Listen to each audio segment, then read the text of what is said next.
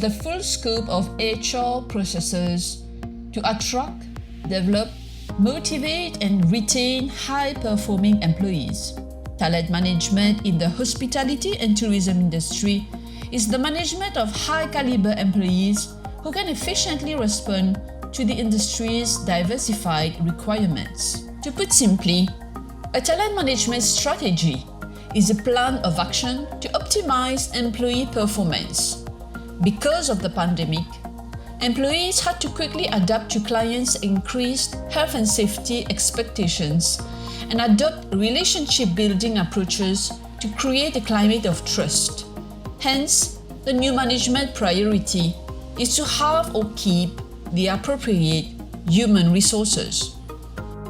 Therefore, to translate these strategic priorities into talent management practices, let's evaluate how far can HR contribute in shaping best practices, one of which is learning and development. This is not only a common talent management practice, it's also a human resource best practice. Educating employees helps increase performance and retention. After all, once you've recruited the best people, you would want to make sure they remain the front runners in the field. Now that I've covered the meaning of what talent management is, and for the purpose of this short session, we will be focusing on how HR practices can fashion a program to encourage talent management at Shanti. We shall call it the Talent Program. There are 7 best practices, 3 of which will be directly influenced by the Talent Program. The program will create a high-performance team that will bring value because they consist of people who are and think differently and are also working towards a common goal.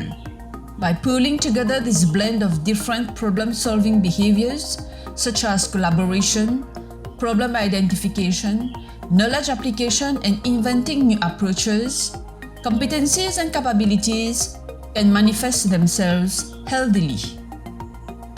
The program is based on clear thought-out metrics to measure each individual developmental progress. By coupling organizational performance outcomes with individual rewards, the talent is incentivized to maximize this outcome. It also creates a sense of ownership for the employee. The nature of the talent program is a skill-specific form of learning, where 70% of learning is from challenging assignments, 20% from developmental relationships, and 10% of learning is from formal coursework and training. We should be aware that the millennials and Generation Z have a higher and faster rate of learning and personal growth. The objective of the program is to effectively address the talent's career goals as well as Shanti's requirements in order to improve business performance in the long run. So what are talents? Some view talents as employees who are top performers or those with high potential. Others see them as individuals who are of particular value to an organization because they are fulfilling business operational critical roles. My personal view of who a talent is that he is someone who loves challenges. He essentially operates towards a measured tough goal, without which he will lose interest. His tasks should be meaningful to the hotel. He should feel he is contributing in the most intelligent way possible, which makes the whole thing enjoyable and fulfilling. He should feel that his abilities are being tested and sets of competencies reassessed, inducing him with mental medicine that impacts his energy, outlook, and engagement. He should at all costs avoid an environment that inflicts boredom, which can spiral into disbelief and distrust. He should have the impression the management has recognized his unexploited potentials and has been given an opportunity to make them bud out in a content-rich, innovative project. A talent will thrive best within a team where all the components have been reunited to motivate self-engagement, innovation, creativity, and effort. This cohesion is invaluable to make the program a success.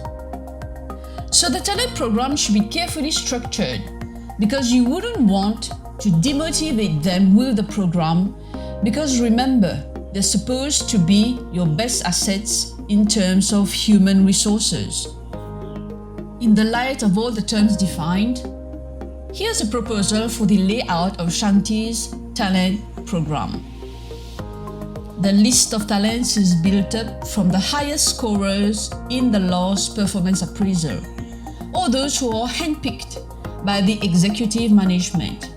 It doesn't necessarily need to be one person per department.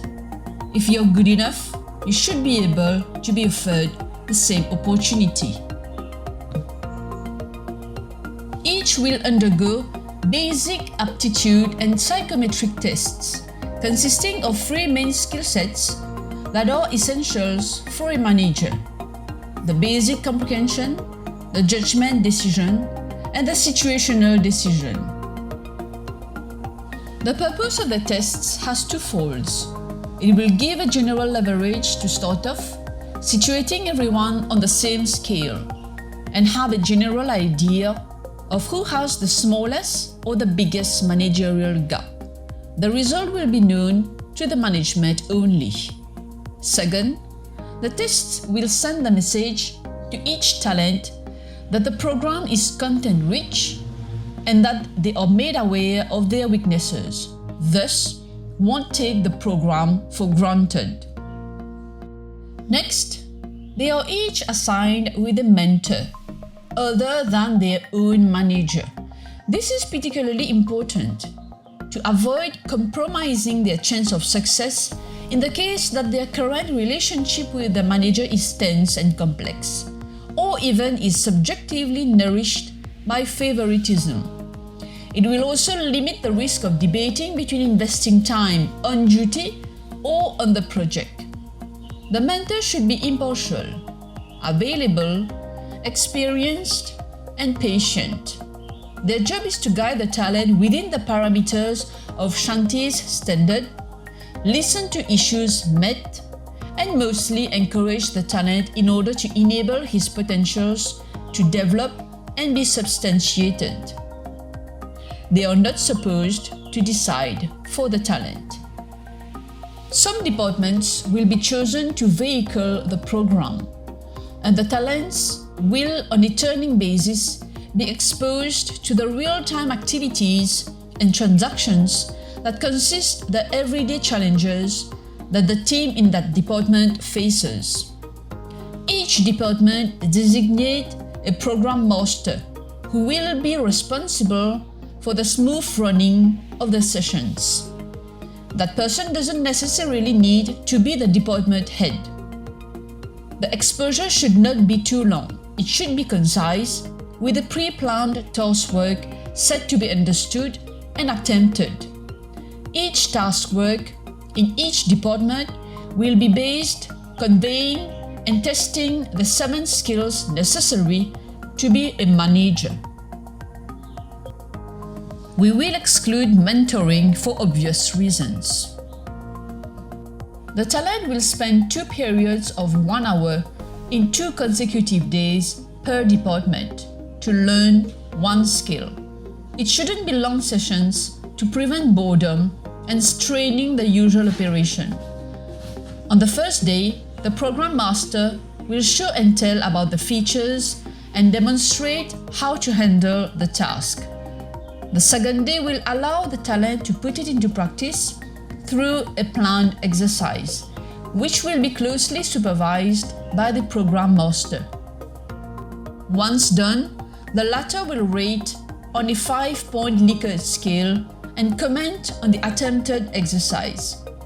The next day, the talent will go to another department to be tested on another skill in order to avoid monotony. This configuration will be carried out in all departments for all talents simultaneously to run through all the 6 skill sets. So depending on the number of departments and talents chosen, the program will be carried out on an 8-month basis if we assume we have 9 departments and 10 talents. At the end of the cross-exposures, each department will offer a project assignment to be attempted.